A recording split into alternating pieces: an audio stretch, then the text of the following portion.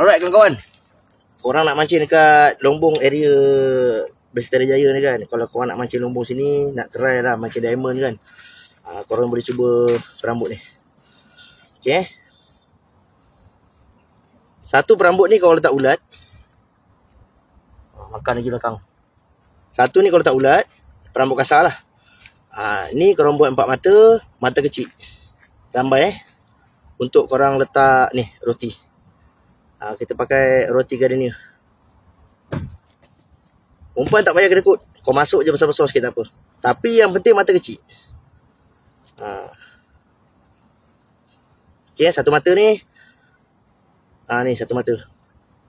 Kau masukkan sikit besar. Macam ni kawan-kawan. Pusing aja. Okay, ni picit kepal. Macam tu. Okay, masuk aja dalam 4 mata. Okay, cukupkan 4 mata, korang boleh try panggil dia. Diamond kadang-kadang dia makan ulat. Tadi pun ada juga dapat pakai ulat. Jadi kalau dia dah slow ulat, kita boleh cuba pakai roti. Roti. Okay, pusing je. Pintal. Okay, kemaskan macam ni. Nampak? Kita cuba lagi, mana tahu ada rezeki kan. Ada penambahan makan-makan ke. Ada dah lauk. Okey dah, siap. Okey, ni dia. Rambai 4 mata berserta dengan ulat dekat sebelah. Jom kita try balik. Tengok apa dapat.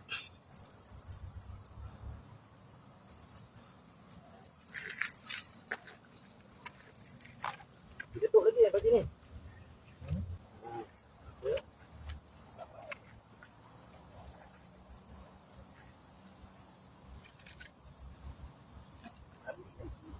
Macam ada benda ni gerak kan. Tu lah sini kan.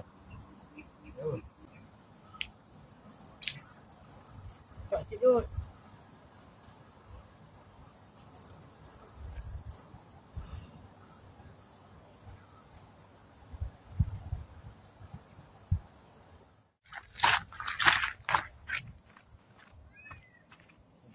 Balik.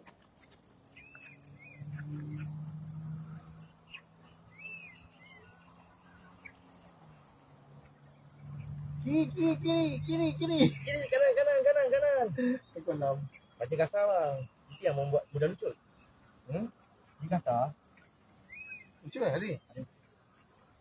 Di kasar itu yang membuat mudah lucut. Ui, diamond lagi lah. Kasar diamond tu. Aman. Kasar geng diamond. Makan roti geng. Kau tengok ulat ni sebagai umpan je lah. Tapi roti ni kita nak dapatkan dia. Okay, boleh try geng. Boleh try.